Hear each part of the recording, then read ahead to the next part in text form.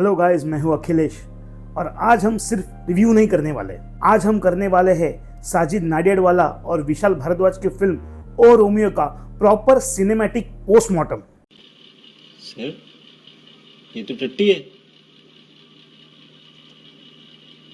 Thank you.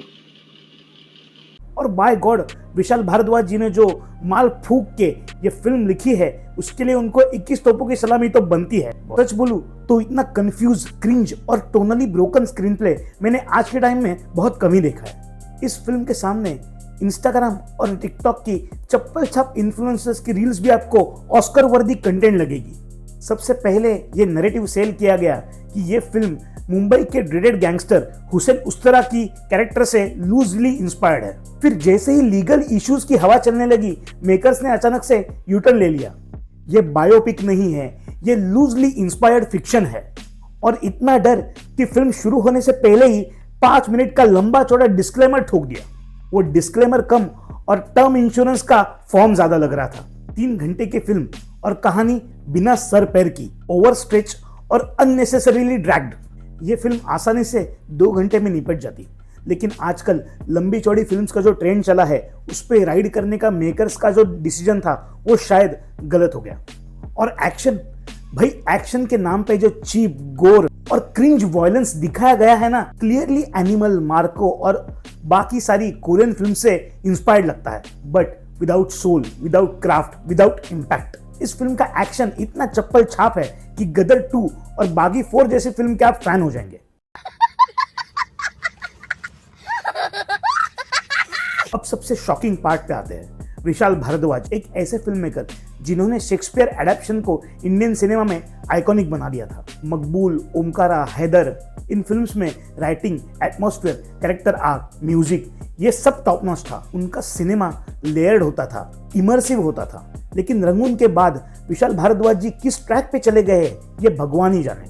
और अब O Romeo जैसी half bake crime thriller film देखकर क्राफ्ट के नाम पर हमें अब कौन सा सिनेमैटिक चूरन दिया जा रहा है ये भी वही जाने। पूरी फिल्म 80s और 90s के एरा में सेट है, लेकिन सिर्फ कुछ टेलीफोन मॉडल्स और सेट डिजाइन छोड़कर पूरी फिल्म में ये जो एरा दिखाया गया है ना, वो पूरा कॉस्मेटिक लगता है। ना एटमॉस्फेयर, ना ऑथेंटिसिटी, ना इमर्सिव वर्ल्ड बिल्डिंग। और ये विशाल भारद्वाज जी के फिल्म का सबसे स्ट्रॉन्ग पॉइंट होता था और शायद इसी वजह से आप फिल्म से ज्यादा डिटैच फील करते हो। इवन शाहिद कपूर भी किसी भी एंगल से उस एरा का गैंगस्टर कन्विंसिंग नहीं लगता। स्टाइलिंग और कैरेक्टर डिजाइनिंग दोनों में डेप्थ मिसिंग है।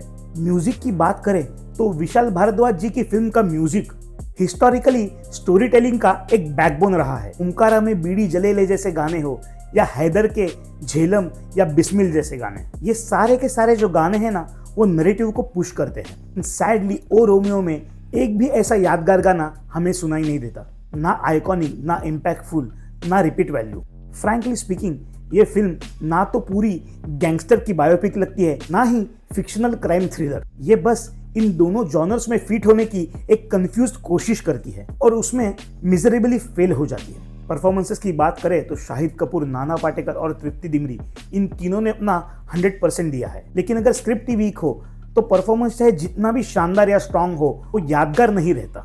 नाना पाटेकर और विक्रांत मैसी जैसे एक्टर्स को बहुत ही लिमिटेड स्क्रीन टाइम दिया गया है और ऑनेस्टली स्पीकिंग उनके कैरेक्टर को एक अच्छा आर्क दिया गया होता तो शायद इस फिल्म में वो आउटशाइन कर देते। Disha Patani as usual eye candy presence, character depth जो है वो ऑलमोस्ट निग्लिजिबल है। तमन्ना भाटिया का रोल इतना माइनर है कि आप ब्लिंक करोगे तो भी वो रोल मिस हो जाएगा। और अविनाश तिवारी एक ब्रिलियंट एक्टर है, लेकिन यहाँ उनका कैरेक्टर जो विलन लिखा गया है वो अनइंटेंशनली फनी और हिलेरियस लग रहा था। अगर सच में ये कैरेक्टर दाऊद इब्राहिम से इंस्पायर्ड है तो शायद दाऊद इब्राहिम खुद इंडिया में आके सरेंडर कर देगा। भाई साहब, कुछ ज्यादा नहीं हो गया ये?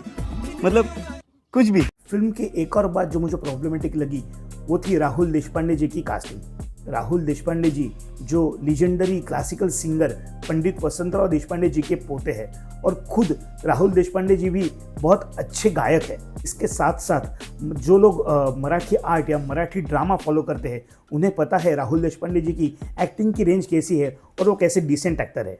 लेकिन स्पेशली ओ रोमियो में इंस्पेक्टर पाठारे का कैरेक्टर जो राहुल देशपांडे ने प्ले किया है, वो जिस तरीके से स्टीरियोटाइप किया गया है या फिर निगेटिव लाइट में दिखाया गया है, ये मुझे पर्सनली पसंद नहीं आया। एग्जाम्पल के तौर पे अगर बताऊं तो एक सीन में इंस्पेक्टर पाठारे कुछ दो लोगों के साथ एक टी स्टॉल में बैठे हैं और वहाँ पे कुछ उनमें बात चल रही है।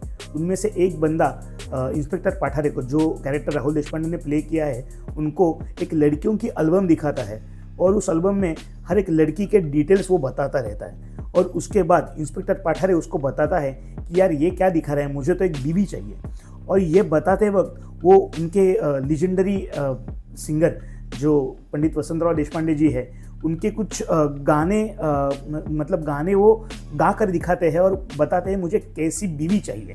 उनकी जो कैरेक्टर की लिखाई थी, ये जो उनका प्रेजेंटेशन था ना, वो मुझे तो बहुत ज़्यादा प्रॉब्लमेटिक लगा। उस पूरे सीन का टोन इतना बिजार है कि आपको समझ ही नहीं आता कि ये सटायर है, ये कॉमेडी है या राइटिंग फेलियर है। कैरेक्टर आर्क, मोटिवेशन, रीजनिंग कुछ भी कोहेरेंट नहीं है। बस रैंडम क्वर्क्स ऐड करके कैरेक्टर्स लिखे गए हैं और नैरेटिव लॉजिक को तो छोड़ ही दो। जब एक मोस्ट वांटेड गैंगस्टर पाकिस्तान और आईएसआई के साथ हाथ मिलाता है, तब अचानक उसकी फैमिली मॉरली उसके अगेंस्ट हो जाती है, जैसे कि अब तक वो जो काम कर रहा था वो सोशल वर्क था। ऐसे बहुत सारे अनइंटेंशनली फनी और प्रॉब्लमेटिक प्लॉट्स फिल्म में भरे पड़े हैं। सच में इस फिल्म के मेकर से पूछना चाहता हूँ कि किस कॉन्फिडेंस से ये स्क्रिप्ट को उन्होंने ग्रीन लाइट कर दिया और कौन सा सिनेमैटिक विजन था जो इस 3 घंटे के रन टाइम को जस्टिफाई करता है।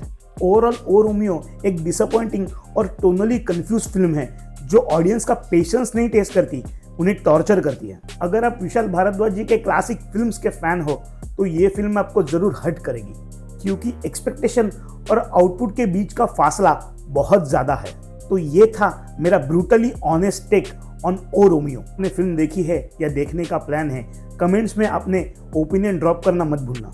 और अगर वीडियो पसंद आई हो तो लाइक और शेयर जरूर करना और चैनल को सब्सक्राइब करना मत भूलना, क्योंकि यहाँ रिव्यूज़ में शुगर कोट नहीं होता, यहाँ सिर्फ सच बोला जाता है। Thank you.